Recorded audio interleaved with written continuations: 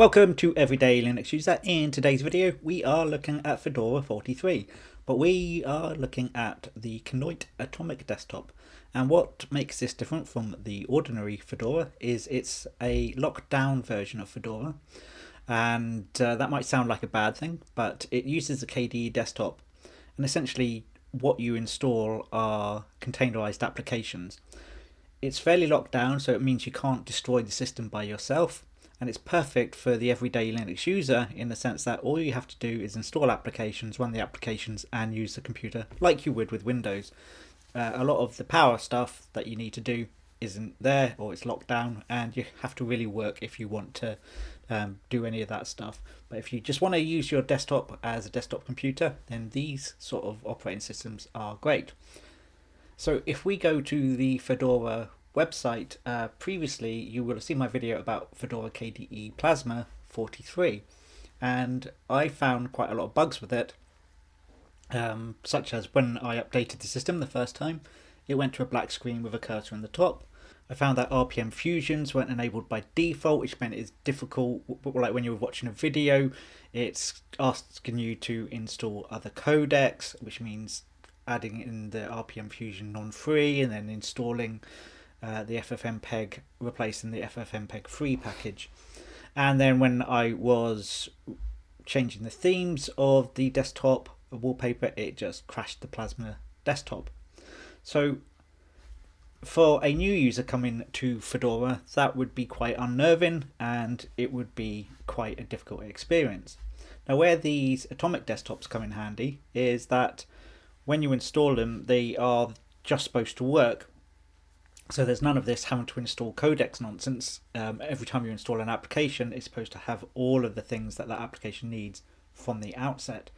Now, you can see here we have the workstation, which is the GNOME desktop. We've got the KDE Plasma desktop, we've got a community server, core, we've got a cloud version, an Internet of Things version, and then you've got these Fedora spins and Atomic desktops here. Now, what surprises me is that to get them, you have to come all the way to the bottom of the page. So like, if you want just a normal spin of XFCE or Cinnamon or something like that, then you have to download it from here.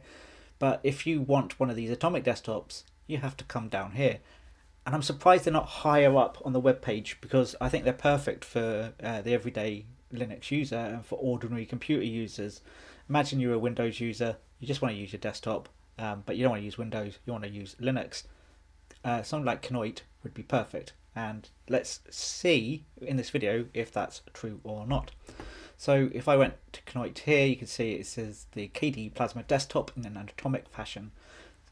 Surf the web, keep in touch with friends, manage files, enjoy music and video, and get productive at work without having to worry about breaking your system. And that is the joy of Kenoite. So it's reliable, it's atomic, it's safe, containerized. So it's really what you want as a normal computer user. And you do that by installing applications as Flatpaks.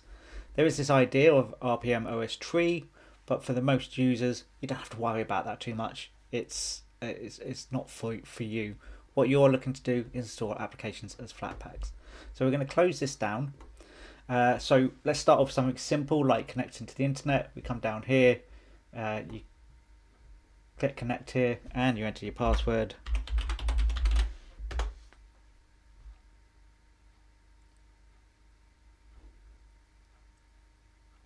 That's it, you're connected wirelessly.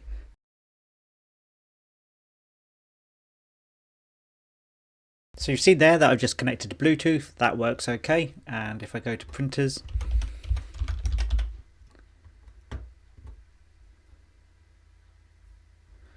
I had to set it up by clicking add, but setting up a printer is relatively straightforward.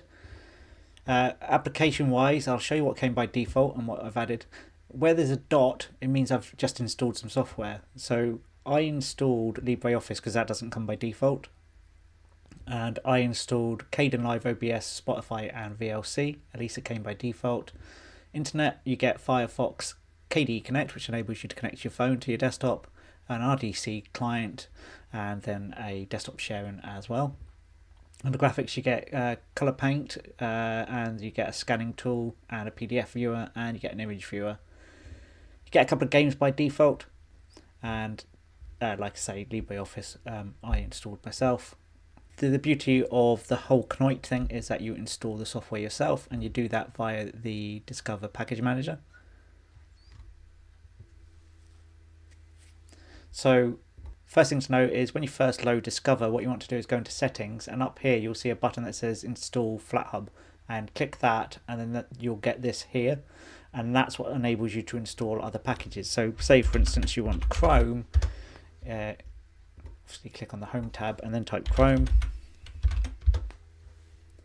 You can now install Chrome if you want that to be your default browser, and all you have to do is click install from FlatHub. I recommend using the FlatHub packages and not the Fedora only packages. I found like OBS Studio, if I installed that from Fedora, then it wouldn't work, but the FlatHub ones did. So that I recommend using the FlatHub packages at all times. But because they're containerized, you don't have any issues with codecs or anything like that. They just work out of the box. So for instance, if I install this now, actually I'm going to see if I can find Falcon, because that's my favorite browser, and you can see we've got two here. If I click in this one, it's from FlatHub, and if I click in this one, it's from Fedora. So like I said before, I recommend using the FlatHub version and just installing that like that.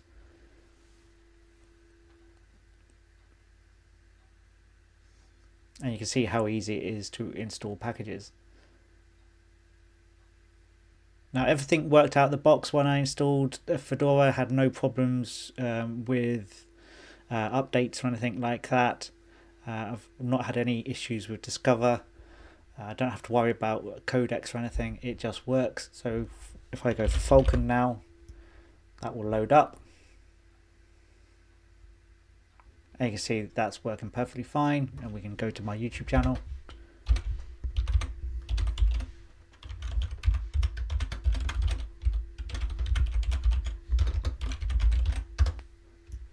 Welcome to Everyday Linux User, the ultimate YouTube channel for new users to Linux and for the average computer user who doesn't.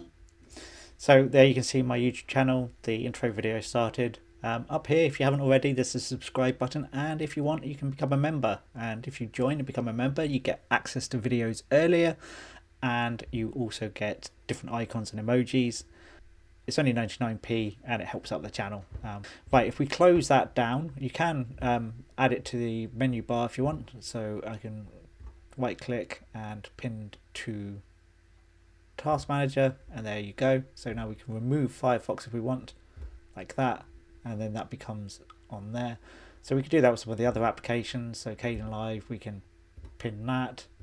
LibreOffice, obviously use that more often than anything, and that more often than anything. So you can see it's easy to build up your most common applications down here, like that. And we'll pin that as well. And then we have it. We have easy to use taskbar. Now it's possible to install themes. So if we go here, we can type themes.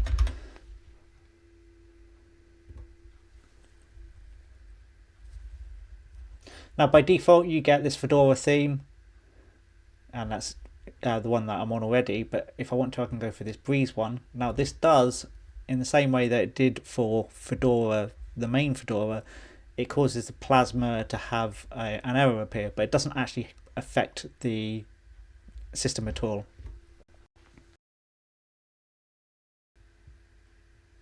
You see, you get this Plasma shell is closed unexpectedly. I think that's actually a red herring as a message, because you can see this is actually loaded perfectly fine and everything's working. I think it's not really unexpected. Of course it's going to close because you're changing it to something else. Now you can get new themes by clicking Get New up here, and you can see there's a warning that not all of them are going to work, but you can sort by downloads or rating, and then you can just pick one and install it. And for instance, if I go for this Chrome theme here, I can click install, and it may or may not work. When it asks to extract SDDM theme, it's unlikely to work, because you don't have permissions to amend certain folders because it's locked down. But you can see I've installed this Aero 7 one, which makes it look like Windows 7. But that's how you change themes. You can amend these taskbars, you can add in more widgets if you want to. And there's all sorts of things you can configure on the desktop. What you can't do is install another desktop environment. You've chosen KDE, it's Kenoite, it's locked down, it's a bit like Windows, Mac, Chrome OS. You get the desktop that you've installed. You can change the wallpaper, so desktop and wallpaper. If you want new wallpapers, you go in here and do get new. And it's just a case of clicking the install to get the one you want. And you can see I've done this previously. So if you're into kittens, then this is the part of the video for you.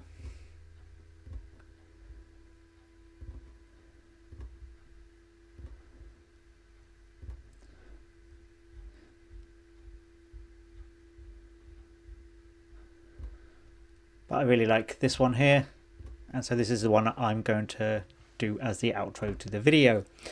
Well, that is really just about it. So if I had to recommend Fedora to a new user, I do recommend using Fedora Kinoite.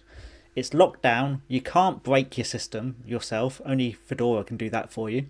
But it works, you can install applications easily via KDE Discover, you can play games because Steam's available via KDE Discover, you can do documents using LibreOffice, you can edit videos, you can record videos. There's all sorts you can do using Fedora Kinoite, and I actually recommend it over the normal Fedora. But that is the end of the video. If you liked it, give it a thumbs up, hit the subscribe button, and I'll see you next time on Everyday Linux User.